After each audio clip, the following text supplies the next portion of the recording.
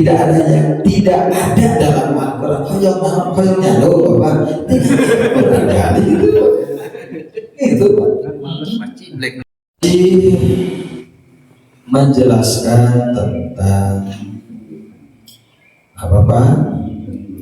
Menjelaskan tentang bertransaksi muamalah Pak yang tidak tunai Pak, ya diperlukan katib, orang yang mencatat, ya menuliskan, ya ada salah seorang yang harus mencatatkan sabra hutangna gitu Pak, dalam hutang tema catat gitu Pak, gitu ya.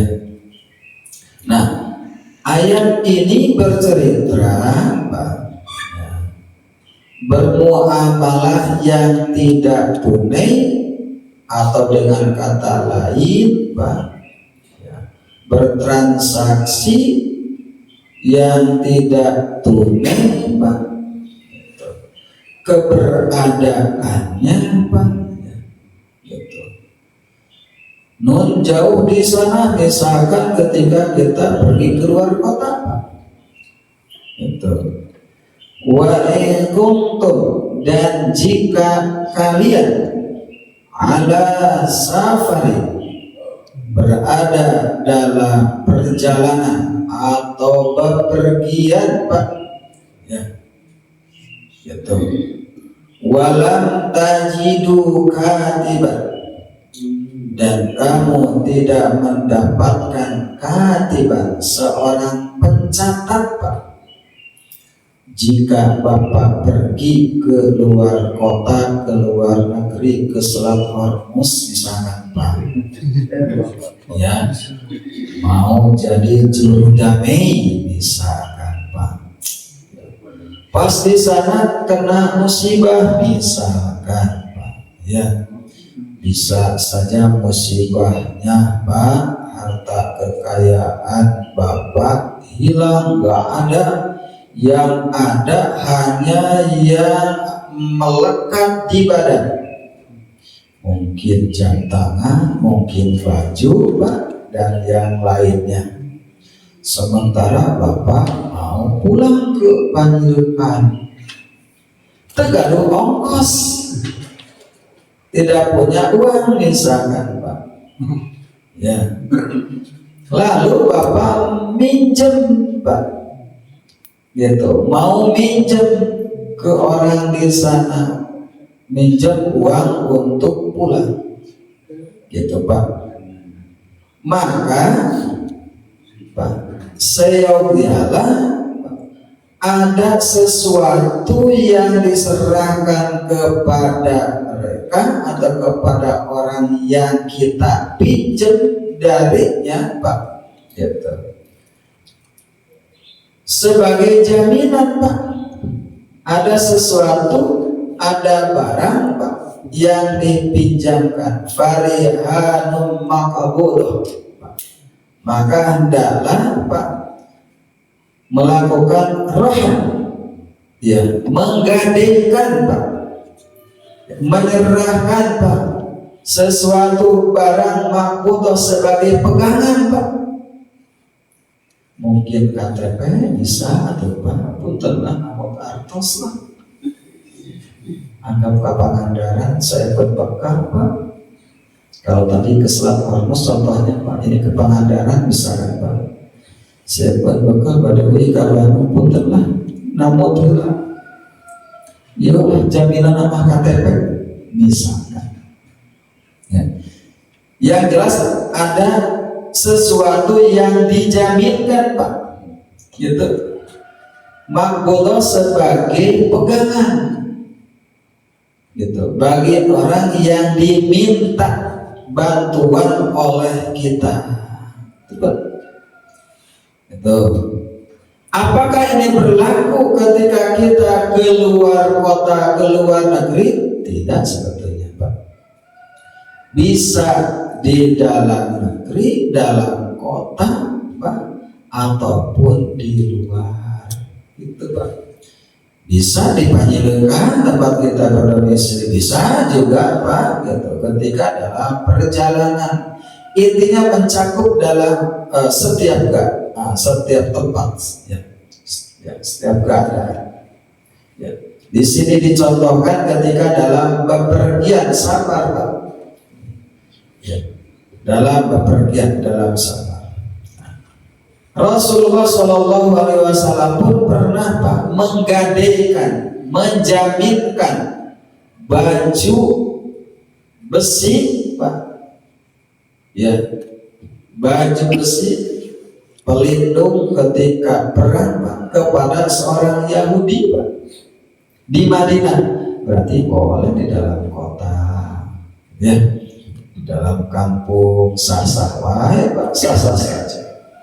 Ketika kita dalam kesulitan Pak, berkaitan dengan finansial misalkan, ada sesuatu yang diserahkan kepada orang yang diminta bantuan sebagai pegangan, makbudoh, farihanum makbudoh.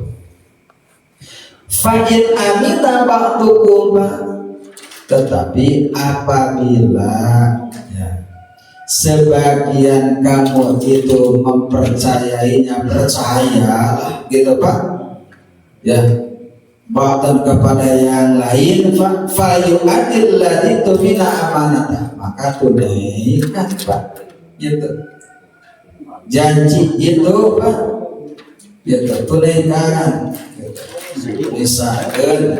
Misalkan orang yang diminta bantuan oleh kita itu mempercayai kepada kita Pak, kelihatan jujur Pak, jam bapak iyalah jaminan amalah jam tangan sama pinjam uang Pak, kanggo ongkos ke Bandung misalkan, cek aja terkedah kayak jaminan mahal misalkan gitu. Maka orang yang minjem tadi Pak, Allah memerintahkan Pak harus menunaikan janjinya tadi. Fa in amina ba'dukum ba'dun falyu'addil ladzi tumina amanatah wal yattaqillaha rabbah, bertakwalah dan hendaklah bertakwa kepada Allah. Berkaitan dengan rohan Pak, rohnut gading dalam fikih itu pada awalnya, pada asalnya itu tidak boleh diambil manfaat. Bapak ngagadekeun mobil, ngagadekeun motor, ngagadekeun sepeda Pak kepada tetangga sebab pinjam uang 100 juta, ini borahna bahasa Sunda, bahasa Arabnya rohannya ya, sebagai pegangan. Ini aja mobil Innova lah untuk jaminannya itu, mungkin PPKD-nya yang serahkan atau mungkin bisingnya mobilnya, silakan. Dalam Islam tidak boleh Pak direntalkan, itu tidak boleh direntalkan barang jaminan atau rohan atau gadai itu pada dasar tekani ya. Sebab ini kan jaminan, ini mah jangan dialap manfaatnya gitu Pak. Tapi kalau dipakai sendiri Pak ya, tidak boleh diambil manfaat apa Pak? Oh nggak boleh, dipakai nggak boleh juga. Kalau akarnya rohan gadai, ini kita ceritanya gadai rohan, tidak boleh diambil manfaat. Tetapi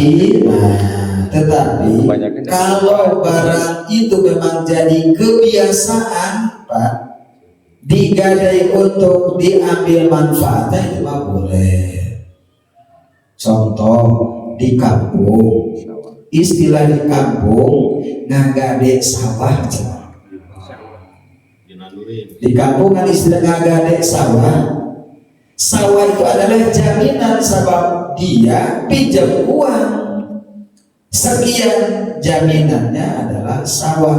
dan yang mau memberi pinjaman uang sekian itu mau sebab ada sesuatu yang bisa diambil manfaat, itu sawah, digarap, ditanam. Lamun pada gitu maka boleh silakan, sebab lazimnya umumnya di kampung gitu Pak, mau menggadai, mau ya menggarap, mau menggadai sawah gitu ya, karena mau diolah, mau ditanami, diambil manfaatnya gitu Pak ya. Jadi kembali kepada kebiasaan, barang apa di mana boleh ya.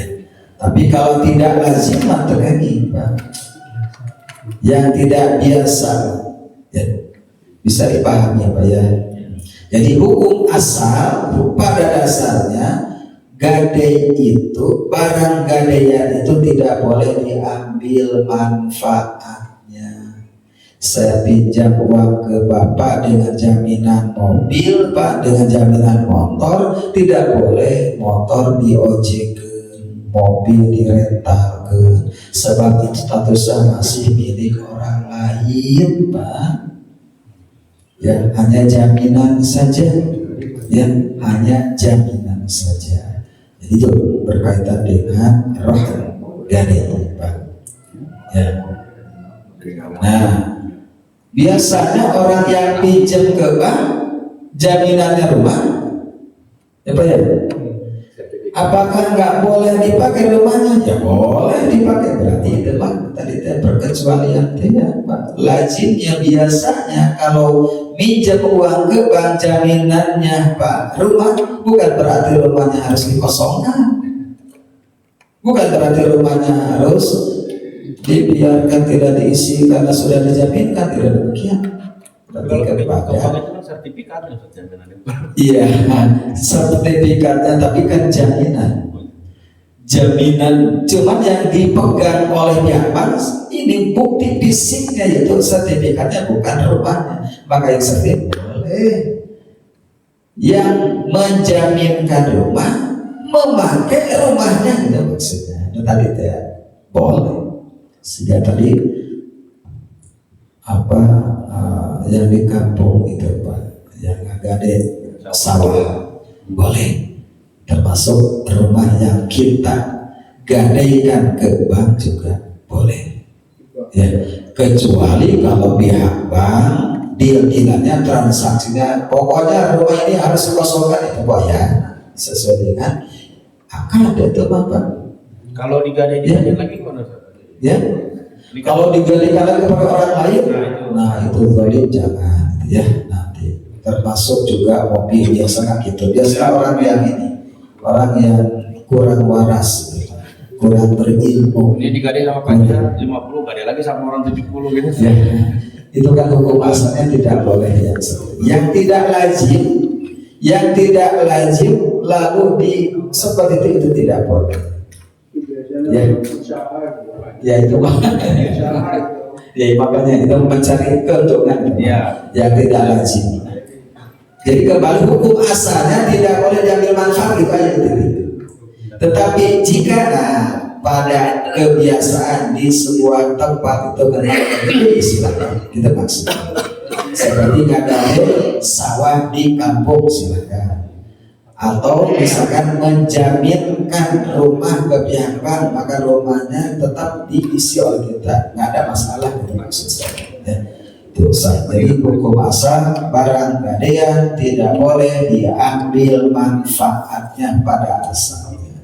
Contoh tadi gadaikan motor tidak boleh diojekkan, itu diambil manfaatnya ya. Itu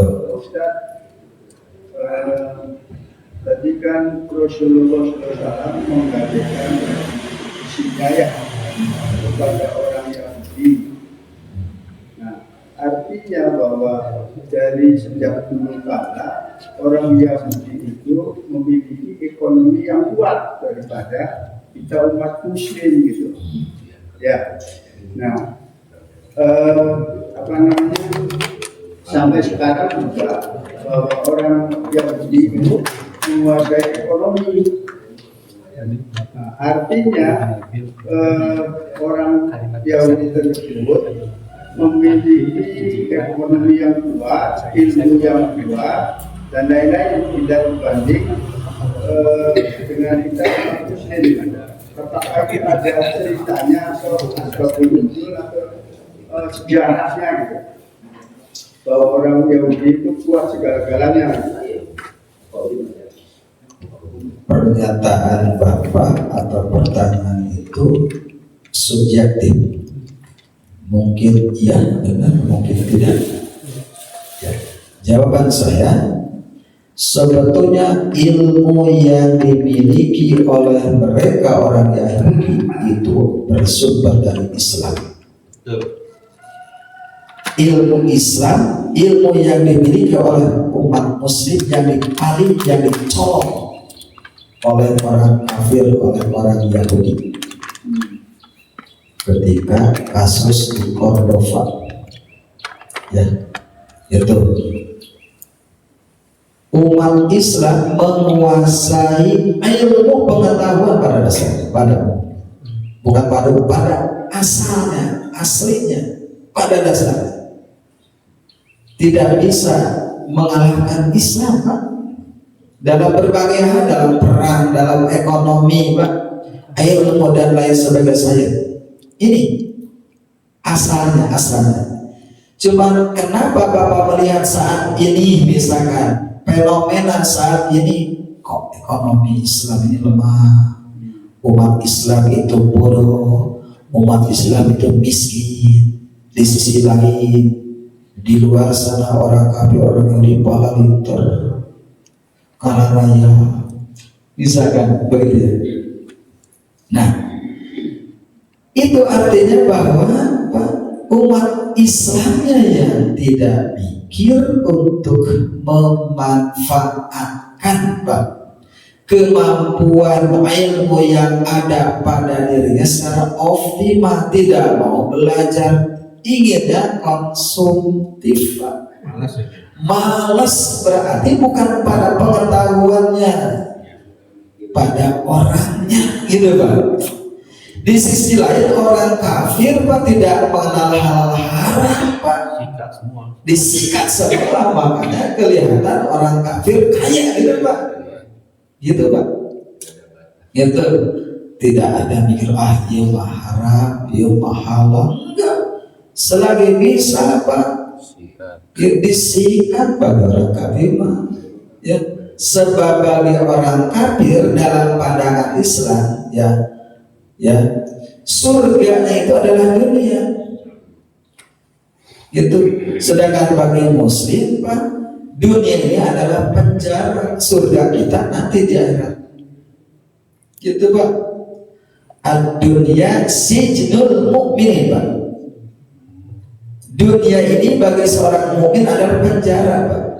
Penjara yang dimaksud tidak bebas melakukan apa saja, tidak. Orang muslim, oh ini haram, nah hadirin, oh ini boleh, baru. Tidak semua disikat. Bagi orang nafsunya dikekang, ditahan, itu muslim.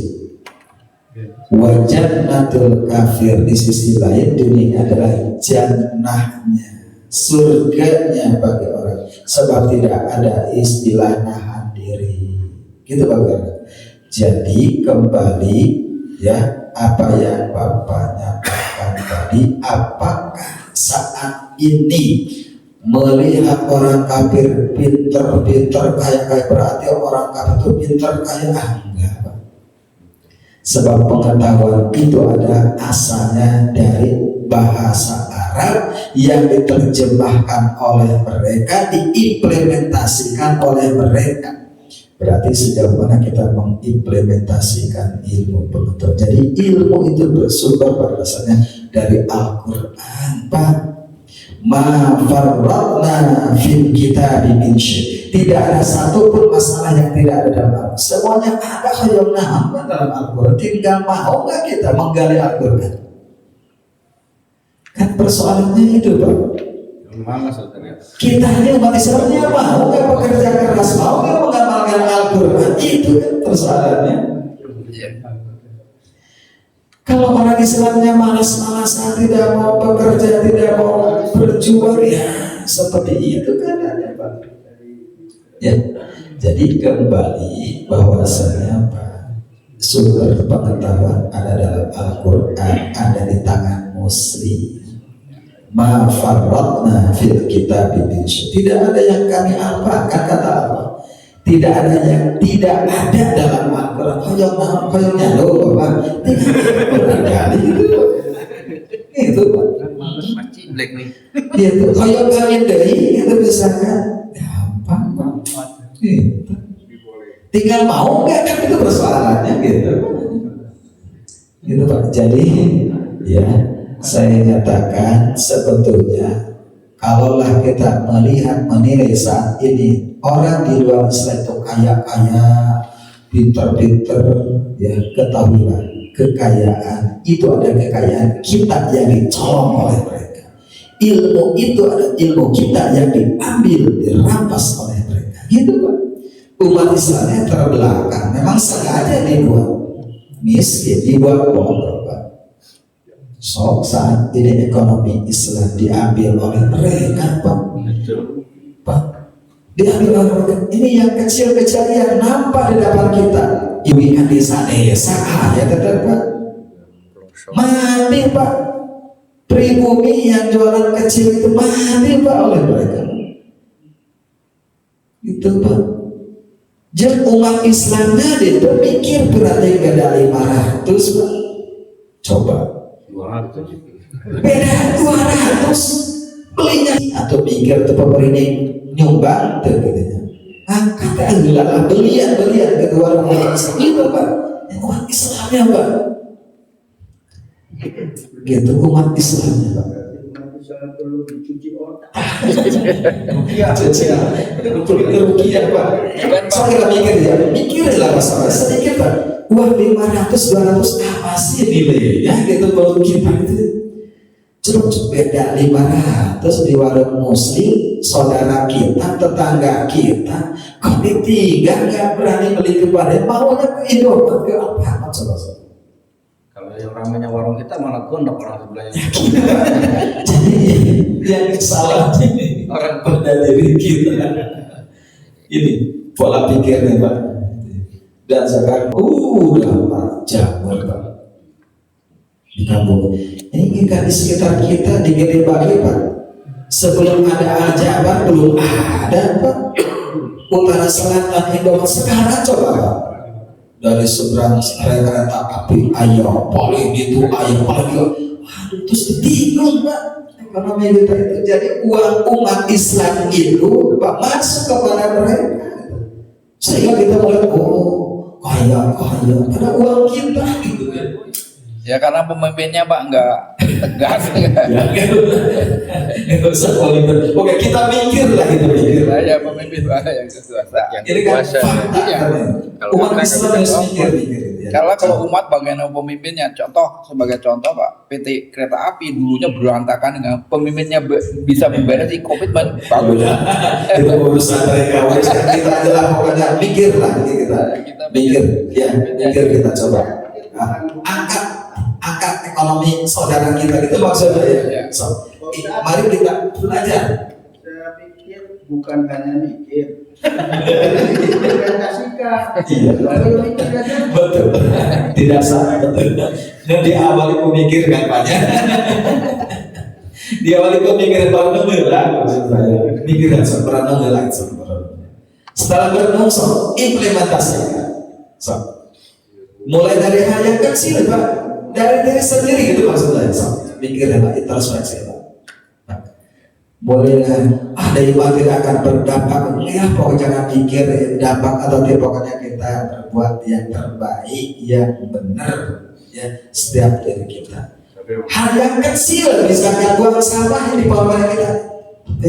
So mulai dari diri kita bagaimana memilah sampah, tidak boleh buang ke solokan nanti kena banjir Pak. Itu hal yang sekali Pak. Jangan dibiasakan buang sampah sembarangan. Ini hal yang kecil yang mesti kita implementasikan Pak dalam kehidupan sehari-hari. Ini. Jadi bagaimana Al-Quran Pak berada dalam diri kita, terimplementasi dalam kehidupan kita itu. Ini jangan kita ngolotok dalilnya Pak. Innallaha yuhibbut tawwabin wa yuhibbul mutatahhirin. Allah suka cinta kepada orang yang bertobat dan orang yang suka bebersih. Misalnya apalah yang namanya surah apa itu Pak? Al-Baqarah Pak. Apa? An-nadhafatu minal iman, kebersihan itu sebagai daripada iman. Tapi di rumah begitu. Kan ini kembali dari kita Pak. Mulai dari hal yang terkecil yang ada pada diri kita, keluarga kita ini Pak. Coba kita kalau mengamalkan, mengimplementasikan pesan-pesan Allah yang termaktub dalam Quran ataupun hadis, kita akan menjadi orang yang kuat, orang yang hebat, kuat ekonominya Pak, kuat kebersamaannya gitu Pak, kompak gitu Pak, dan lain sebagainya itu Pak. Kalau umat Islamnya mau menyatu, mau bersatu, tapi kan kondisinya memang saat seperti ini tidak bisa dipungkiri. Memang kondisinya seperti ini umat Islam. Pak Ustadz, yang tidak bisa. Yang tadi gade rohan yang di kampung kan semacam gade sawah. Yang dijelaskan dalam Islam kan gade tidak boleh dimanfaatkan. Nah itu memasuki kepada riba enggak? Sementara kita menggade uang kita utuh, penghasilan dapat, uang dibalikan lagi. Yang di kampung kan begitu. Itu lebih aman mana gade apa sewa? Kalau sewa kan sewa umpamanya sekian juta untuk berapa bulan gitu. Kalau gade ntar uangnya kembali, penghasilan juga dapat dari situ gitu. Iya, kembali ya saya jelaskan hukum asal dalam fikih barang gadean itu tidak boleh diambil manfaat, gitu aja lah. Tidak boleh diambil manfaat, hukum asalnya ya. Tetapi jika di daerah Di kampung ya diambil manfaatnya, ngagade sawah yang biasa seperti makan, boleh hukumnya silakan, tidak riba. Sebab dia mau nyewa itu atau mau ngagade itu karena mau ngambil manfaat, mau ditanami gitu Pak ya, tidak riba, tidak boleh, silakan. Tadi kembalinya apakah mau nyewanya itu makan pilihan mana pada nyewa mah. Abi mah pada nyewa sama bapak lah. Atau nabi pada bagi hasil mah beda, bebas Bapak. Sebab dalam ekonomi Islam banyak pilihan. Ya, mau musyarakah bagi hasil di bapak binina abi ngolahna tanah nanu bapak, maka ada pilihan tuh. Mau gade, mau ngambil yang mana ya. Jadi kalau bapak mau pilih silakan pilih. Kalau kebiasaan di kampung mau gade maka silakan, karena kebiasaan di kampung seperti itu, tidak riba, tidak. Cuma tadi hukum asalnya pada dasarnya tidak boleh diambil manfaat ya. Jika memang tidak lazim, tidak lazim. Kalau lazim maka silakan. Artinya di daerah itu memang seperti itu, maka silakan ya. Itu kan muamalah itu mah. Muamalah tergantung transaksi, tergantung kita deal-dealan ya. Nah, itu ya, tergantung deal-dealan. Kemudian sedikit lagi Pak ya, Pak amin apa tuh korban pada tidak wala taktumus syahadata, maka janganlah Pak kamu sekalian wahai para asyhada, saksi Pak ya, menyembunyikan Pak. Lamun ayah seorang saksi yang menjadi saksi atas transaksi muamalah tersebut atau orang tadi Pak, ataupun siapapun yang menjadi saksi ya dalam urusan bisnis ataupun yang lainnya, maka jangan suput salinu bahasa saya. Jangan menyembunyikan sesuatu yang semestinya dijelaskan. Tidak boleh menambah jumlah, tidak boleh mengurangi. Itu pokoknya harus jujur, gitu Pak ya. Wa ma yaktumha, Barang siapa yang menyembunyikan yang kata Allah, fa innahu azimun qalb, maka sesungguhnya dia adalah dosa pada hatinya. Kenapa yang disebutnya dosa pada hatinya, Pak? Sebab, Pak, ya, dosa ini tidak lepas bersumber dari hati.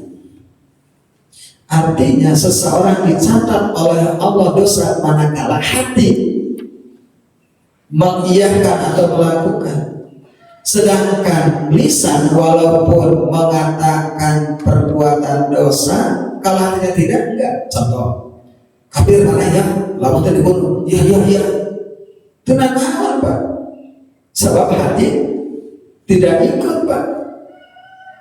Misalkan diancam, Pak, berpuasa, bukan mana yang lamun misalkan disiksa, tenang dibuka, disiksa, mungkin saya dapat pahala gitu, Pak, puasanya gitu, Pak. Sebab bukan keinginan tapi terancam. Itu kamu kafir ya, kalau tidak saya bunuh, ya saya mau ke gereja, saya kafir, tapi hatinya menolak, Pak. Hatinya menolak, insya Allah tidak keluar dari Islam gitu, Pak. Kita lihat surat 16 kan 106 Quran, Pak.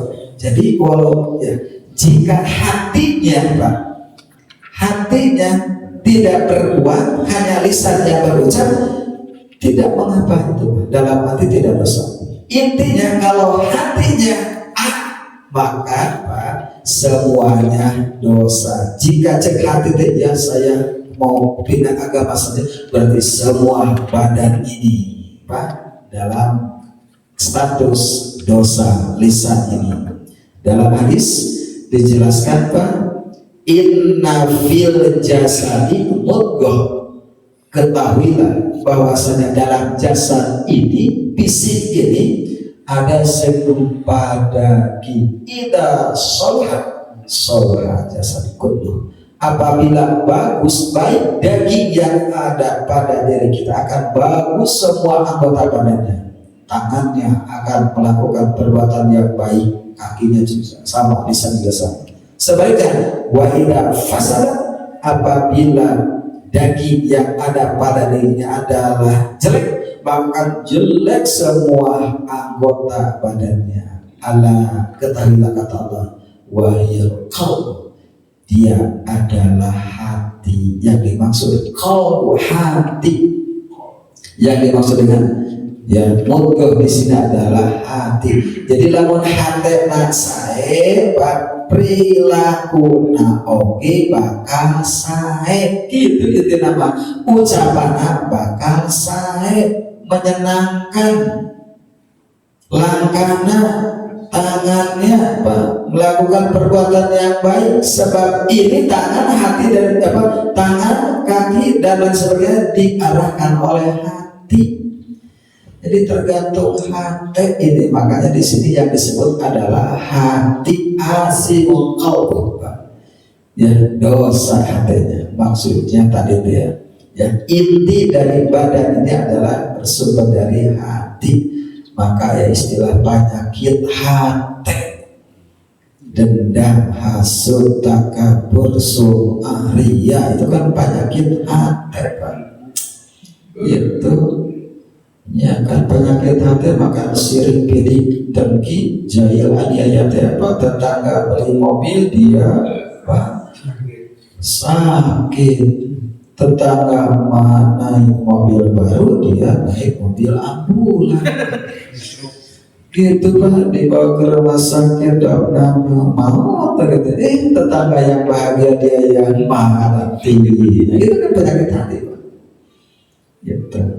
Jadi melihat tetangga maju, gitu ya, panas. Itu kan hati, Pak, penyakit hati. Penyakit hati, Pak.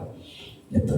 Jadi jamaah sekalian rahimakumullah, demikian ya yang dapat kami sampaikan. Wallahu bima ta'malun alim, dan Allah mengetahui apa yang kamu kerjakan. Pokoknya Allah Maha mengetahui apapun yang kita kerjakan. Mudah-mudahan setiap gerak kita senantiasa melangkah gerak-gerik yang mendapatkan ridha Allah Subhanahu wa ta'ala.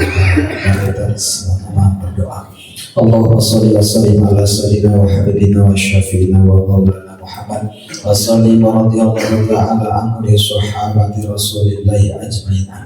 Alhamdulillahi rabbil alamin hamdan yuwafi ni'amahu wa yukafi mazidah kama yanbaghi li jalali wajhikal karim wa 'azimi sultanik. Allahumma inna nas'aluka ridhaka wal jannah wa na'udzubika min sakhatika wan nar. Allahumma nawwir qulubana wa zayyin akhlaqana wa nawwir qulubana wa adkhilna jannata bil Qur'an. Rabbana atina min ladunka rahmah wa hayyi lana min amrina rasyada. Rabbana ighfir lana wa liwalidina warhamhum kama rabbawna shighara wa li jami'il muslimina wal muslimat wal mu'minina wal mu'minat al ahya'i minhum wal amwat wa qadiyal hajat. Rabbana atina fid dunya hasanah wa fil akhirati hasanah wa qina adzabannar. Subhana rabbika rabbil izzati amma yasifun wa salamun alal mursalin walhamdulillahi rabbil alamin. Nas'aluka ijabah bi barakati al-Fatihah. A'udzu billahi minasyaitonir rajim. Bismillahirrahmanirrahim. Alhamdulillahi rabbil alamin arrahmanir rahim maliki yaumiddin. Iyyaka na'budu wa iyyaka nasta'in. Ihdinas siratal mustaqim. Shiratal ladzina an'amta 'alaihim ghairil maghdubi 'alaihim waladdallin. Demikian, mari tutup sama-sama dengan membacakan doa kepada majelis. Subhanallahumma wa bihamdika asyhadu an la ilaha illa anta astaghfiruka wa atubu ilaik. Walhamdulillahirabbil alamin. Assalamualaikum warahmatullahi wabarakatuh. Waalaikumsalam warahmatullahi wabarakatuh.